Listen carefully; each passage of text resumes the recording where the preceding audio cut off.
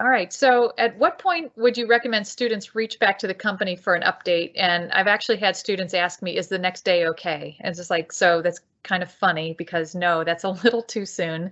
There's a lot going on inside the company that is interviewing you. And so there's a lot that they have to do to rally around, who all was interviewing the person, what were your notes, what were your strengths and weaknesses, lots of stuff going on. So at what point would it be okay for students to reach out to, anyone that they have a contact with from that interview team and just say, I just wanted to follow up and see if you've made a decision, or, what is your advice on after the interview? Yeah, I think, for me, we should separate. So the thank yous, don't wait too long for those. I would say if it's a Friday, don't send it on a Friday, send it on a Monday, because then it goes fresh on their inbox.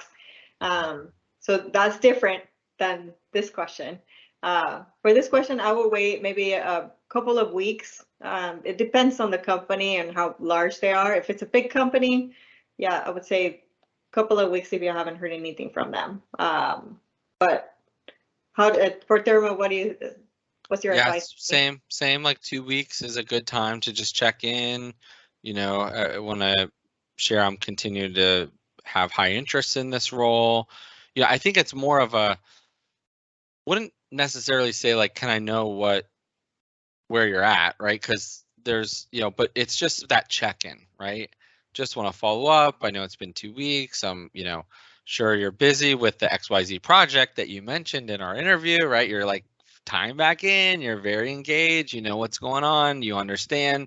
But just wanted to continue to reinforce my interest in the role and hear if you need anything, any additional questions, right? Like that is one thing. Another kind of, I wouldn't say use this unless it's actually true, because at Thermo Fisher, we're all about integrity. But look, if you're in the process of another role somewhere else, and you need to give them some pressure, like, I really want this role with you all. This is happening over here. That will light a fire sometimes, right? So, again, have integrity, use it if it's actually the case. But, hi, Marla, I want to let you know, I remain very interested in this role. I do, however, am going through the second phase of this interview with another company. You remain, my ideal landing spot, but I want to just give you that heads up. And if there's anything that I could answer or share, I'm happy to do so, right? Like that does sometimes we're like, oh gosh, we got to get this going, right? And it puts a little fire under the team sometimes. Yep. And we have a question in chat. Oh, Marla, did you want to go first? Yeah, no, I was just going to say, I think that's great advice, because students, in some cases, I've had students not realize that they were allowed, almost like they didn't, that it's wrong to be applying to multiple companies. Like they felt like, well, I applied here and they said they want to interview me, so I can't apply somewhere else because I'm not being true to this company who might want. So it's, the companies are all exploring all the candidates, and you've got to protect yourself. And so you have to go and apply to other companies and other positions until someone actually puts the offer in your hand, because literally anything can happen. They can bring you in for an on-site interview, and they're talking about, wow, we would love to have you here, and then you get back and you don't hear from them. Turns out the position was cut or the funding was frozen. You just don't know, and you don't want to stop until that offer is actually in your hands, because you're the one without a job at the end of the day. So it's a lot to balance. Yep, and this market is really, right, it's really hot. And we're seeing some regions of the world that's more of a standard practice, where someone will accept the job and your fingers are crossed that actually day one they're going to show up, because in some regions of the world that's just a cultural norm. They're going to use this offer against this offer, right? In the US that's not the case, but we are seeing more and more of, hey, I think a Gartner study on quality professionals said that 48% of quality professionals have multiple offers. And that's the world that my mindset is in. So when we're talking about quality talent, like, we need to make fast hiring decisions. They need to be quality hiring decisions, but they need to be fast. And so as a candidate, you know, I want you to share where you're at, not, you know, where you're at in terms of mindset of another process, but hey, I have this other process, because we've got to shift and prioritize. Or we'll say, look, here's where we're at. We've got 2 other candidates that are finalists. I wish you the luck, and carry on with that role. Great. And Lisa, I think you were saying there was a question.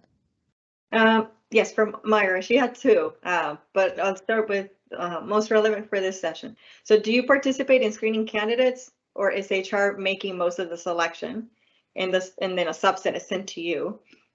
Does HR have experience and expertise to hire in QA/QC fields? And they do, but that's your role, Tony. Yeah. Perfect. I mean, look, yeah, like I you know, if I have a different hat than I did in like in a site role, right? Where if I was at a site, I would have deeper technical expertise on QA/QC for that site and what they're doing. You know, in my role now, they're more of those leadership roles and very capable of looking at that. But this is why we contract up front. Like every hiring process, just so you know, you guys see what happens behind the curtain, if you will. Like even before a role gets posted within our organization, we're having a calibration session. So if I'm the HR support for that, I'm with the hiring manager and the TA recruiter, and we're saying, here's what the minimum qualifications are. Here's what we look for from a technical perspective. So I'm focused on like that role specific to what we're looking for in that role.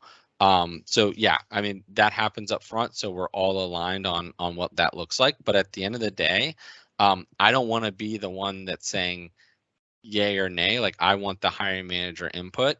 TA is very locked in on those minimum. If you have the minimum qualifications, you're then being pushed to the hiring manager to review those resumes, right? And that's where he or she may say, I just want to go, let's start with the top 5, right? And let's get them through the process, where there may be 20 that are meeting those minimum, but we've got to figure out some way, how do we start, you know, slicing the elephant, if you will. So I agree, and that calibration meeting is so important. You know, real life example.